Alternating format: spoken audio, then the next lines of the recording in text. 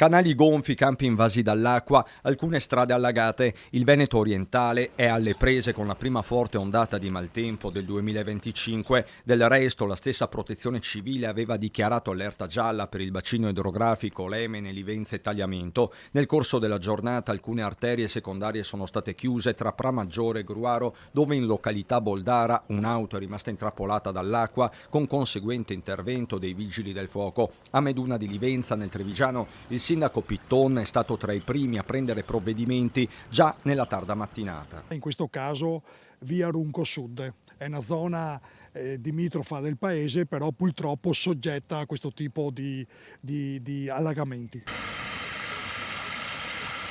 Noi a Meduna abbiamo due canali importanti, la Burrida e la Corea, che sono due canali che prendono, diciamo, l'acqua proprio dei fossi della campagna, dell'aperta campagna e delle vie limitrofe.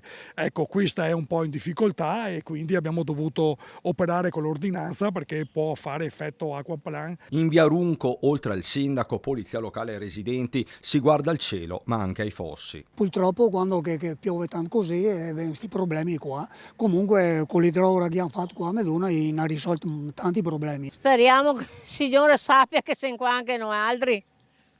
Che Dio ce la mandi buona. Tutt'altro copione a Treviso, dove è ritornato ad allagarsi il sottopasso della stazione, interessato stavolta anche il vicino bypass, subito chiuso. È davvero incredibile quanto sta succedendo, un disagio enorme per residenti e abitanti di quartieri di San Zeno che non riescono ad andare in centro e da pendolari che si trovano per l'ennesima volta il sottopasso della stazione bloccato. Intanto è scattata anche la diffida del comune a RFI, una storia infinita dove piove davvero sul bagnato.